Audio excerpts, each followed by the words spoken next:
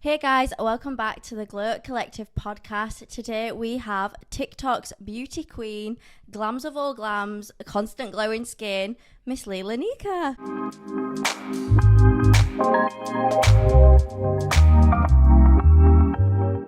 Hey, how are you? I'm good, thank you. How are you?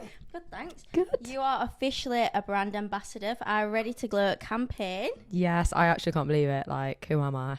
Literally, who am I? You are her. I love it. What was the main reason you wanted to work with us as a brand? Do you know what? I think I was saying this the other day, actually, up to my friend. I was saying I never used to be a massive tan girly. And when I was growing up, I used to think it wasn't for me. You know, just because I'm like a brown skin girl, I always assume it's like, oh, I don't need tan. I'm already a brown skin. I don't need tan. Yeah. But I didn't realise that there's actually so many people out there with my skin tone using tan like on a daily basis. Yeah. So I was just kind of like, well, I'm going to try it and give it a go, because in the winter I get really like pale. Like, it might seem weird. You're looking at me thinking she's not pale, but I know when I'm pale, literally.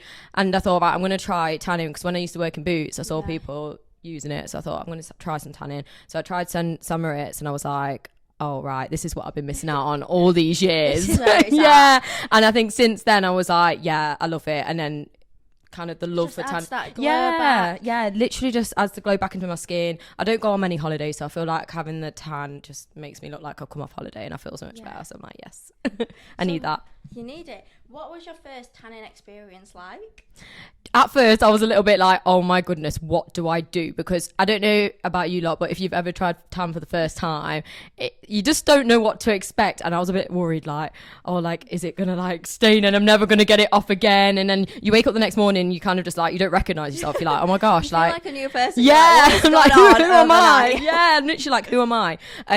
So at first I was a little bit scared, but as you get used to it, the process, you start realizing actually it's not actually as bad. It's easier to use than I thought. I feel like it's that first pump. Yeah. Like, you feel a bit nervous. Like, you just put it on and you're like, oh my goodness, like, is it meant to be like this? But obviously it is, but you just get used to it. So I'd say a little bit scary at first, just because I'm not used to it, and I've not had like years and years and years of practice like some other people have since like being at school. But for the past like 2 years, I have been using it. Yeah, it's a lot better now. So what would your tanning tips be for a first time tanner? I would say don't start off too dark. Like, even with my complexion, even going for like a medium dark first, just so that you can kind of get an idea of how to use it, how it works before. Because if you go in straight with like, let's say the ultra dark, you might find that you don't like it. But I feel like if you just go for something subtle, you can then see if you like that subtle look and then build it up and make it a little bit darker. Yeah, you can get used to being tan, and then you can add a little bit more on top. No, literally, so I feel like definitely just take your time with it and just build yourself up and then go for it. So you started as a Boots beauty specialist, so you've always had that love for beauty and the knowledge. Yeah. What are some of the best things you've learned from that job?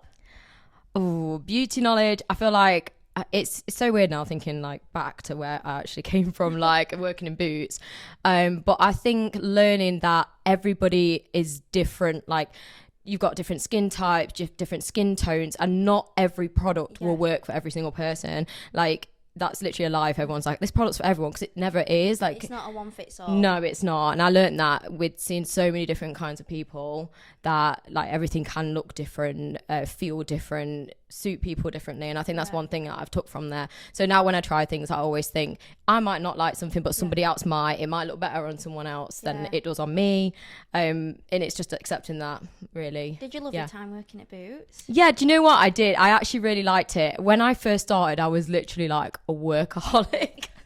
Like, if anyone knew me working at Boots, I was like OCD. My drawers were like immaculate in lines. Literally, like everything was immaculate. And people go in my drawer like, are you okay? But it's because I took a lot of pride in doing it, because it was my first makeup job.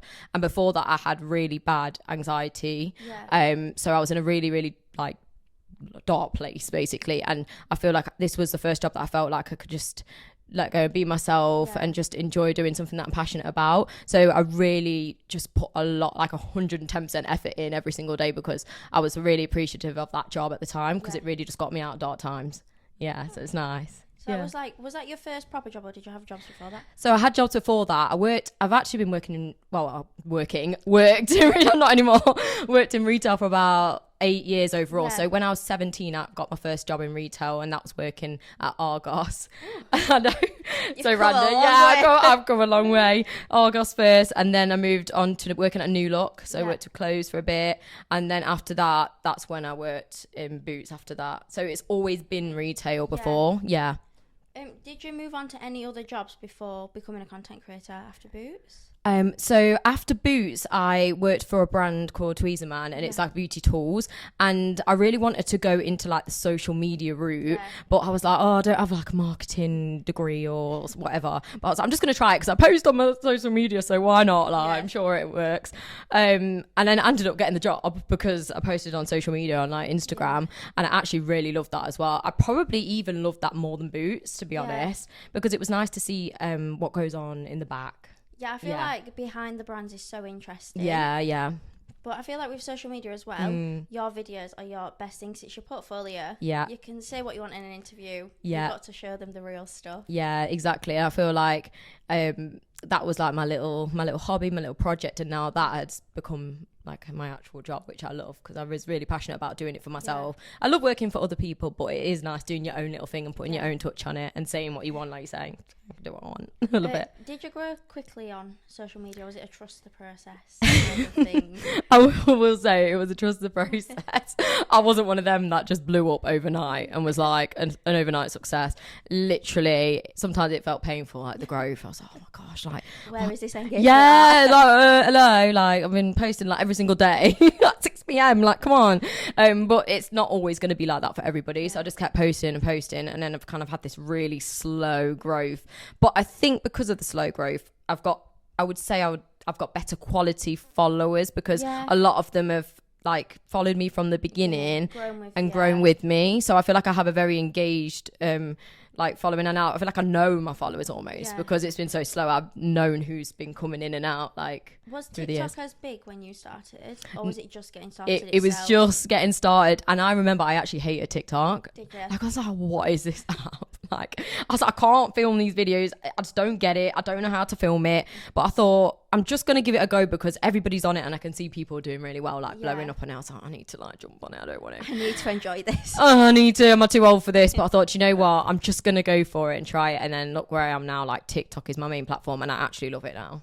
So your TikToks are such high quality. Yeah. Like, it's crazy. I think the first video I saw of you was potentially the camera setup one, actually. Oh yeah. I think because obviously we do social and we're always like TikToking tips and tricks and stuff. You just popped up on my For You page, and I was like, wow. Then I saw you did beauty, and then actually me and Rose, our other social girl, when we was doing the campaign, was like, we need this girl in our campaign. You was named by us of who we want. That's so sweet. Thank you. I love that. And it's weird from my perspective. Like I don't see it like that. Like I can't imagine people look at my video and be like, oh, we like her. Yeah, it just feels like I'm almost alone doing it, and I'm just posting it, and I just because you don't ever see anyone's real reactions. Like obviously comments and stuff is nice, but you don't. It's different when someone says it in person than just commenting. Yeah, you know. So it's crazy, really nice. Like, you have such high views, but you would never picture that many people like sat in front of you watching that video. Yeah, I saw someone the other day saying like they were talking about someone having only 100 likes, but they were saying like imagine 100 people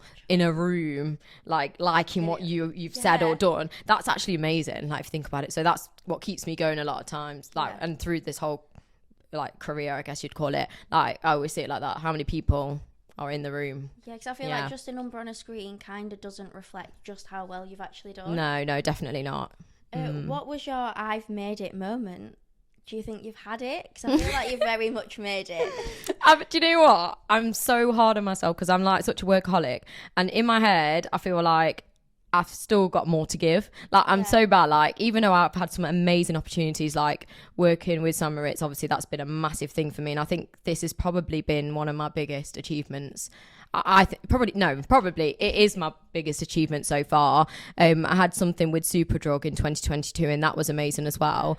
And my face was all in the stores, and that was a big moment for me. I'd say those two are like my biggest moments, and I won't forget that. Like it's crazy, but even now though, I still feel like I've got more to give, and maybe there's something else I can do, like you know, but you always want more, don't you? I feel like there's always room to grow, but you always have to appreciate the moment, and what you've done. And I appreciate it for my size as well, because I know lots of people who do what I do and they've got way more following than me, and I always think, oh, I wish I had that. But if I look back at all the opportunities I've had with my following, like, I feel so blessed. I'm like, wow, like I can achieve this without needing 1 million followers. Do you know what I mean? And I think that's a great thing. I feel like in the beauty space, you've got that kind of, if you say it's good, it's worth a try. Like, I hope so. And every time you say, like, oh, let's go buy it. And do you know what as well? I always say to people, like, I tend to just not post about anything I don't like. So if I posted about it, I do like it. You know the amount of videos that I've deleted and gotten rid of because I tried a product and it looks crap, and I'm like, I can't do this. I can't lie. I can't talk about this product right now. I'm just getting rid of the video. Who's the best person you've met since you've kind of done this thing? Oh my goodness. I'm trying to like think. I feel like I've met some like really cool people.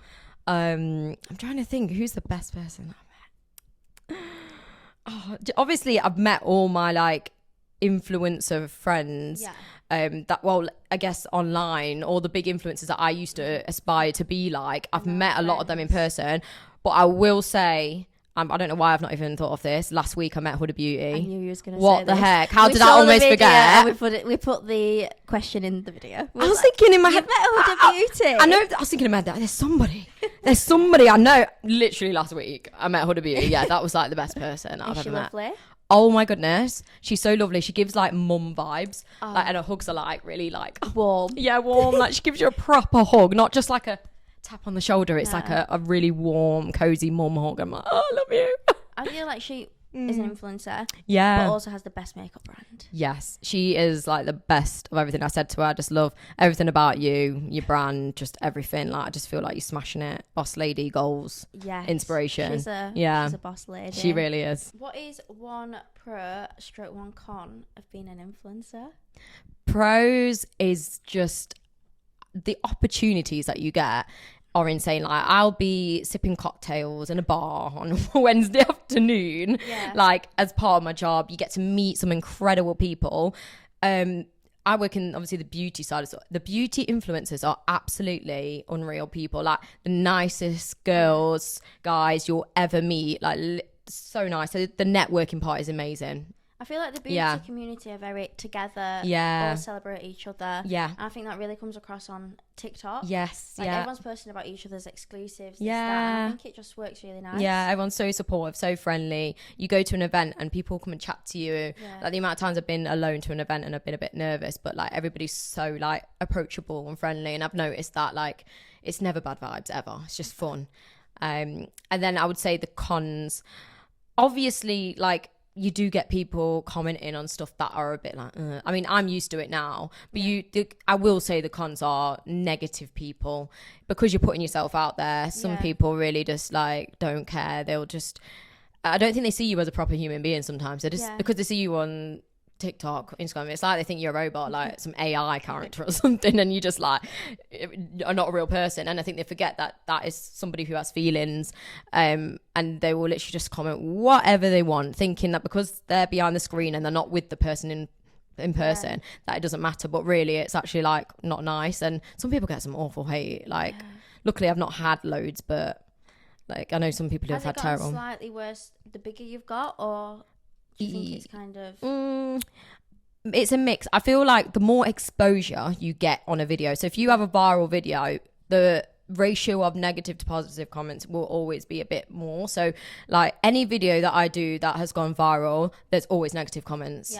And whether that's to do with what you look like, how you put the product on, their opinions, like people are so opinionated.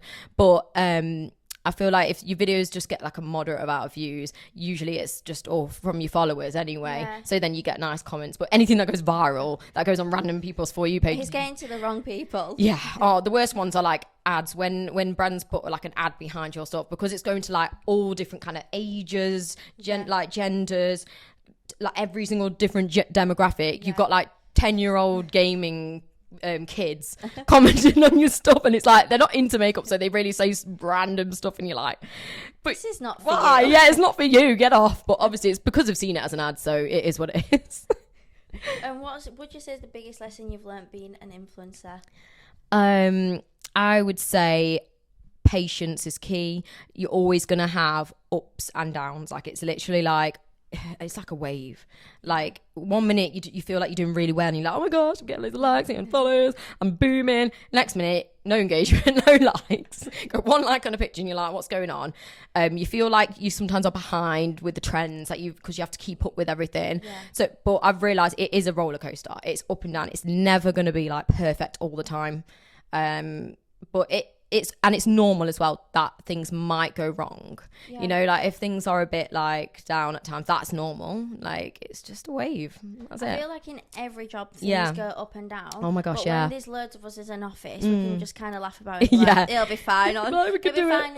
But when you're by yourself, you've got no shoulder to cry on. Biggest, critic there. Yeah, no, literally, that's one thing. You do feel a bit alone, and that's the positive thing about working in an office. Like when I was, like you said, when you're working with lots of different people, like you can just ask for advice, help. You could cry on someone's shoulder, and they'll say it's fine, don't worry, or we can help you with this, and let's get it sorted. But when you're on your own, if you make mistakes, it's all on you. That's it. I'm done. Yeah. The final question. Yeah. Who would be your dream guest on this podcast? Oh, dream guest.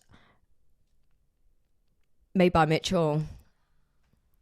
Wow, you've pulled that one out of the bag. That's a good one. Yeah, because I just feel like he's really like inspiring, and what he's been doing right now, like, it's just like, it gives me goosebumps. Like he's just incredible at the moment, business wise, makeup wise, like inclusivity, like everything he stands for right now is it top tier. So I feel like he could really like bring some goodness to the table. That's a good one. Yeah, I'm impressed with that, Alice. Oh, thank you. Hey. Thanks for visiting the podcast studio. Thank you for having me. Have you had a good day? It's actually been a full day. You've done the whole factory today. It's been the best day of my life. I've loved it. So thank you for having me. Of course. Yay. Thanks for watching episode 3 of the Glow Collective podcast. Make sure to tune in to the next episode to see our next brand ambassador. I get a whoop whoop in the building. Whoop whoop.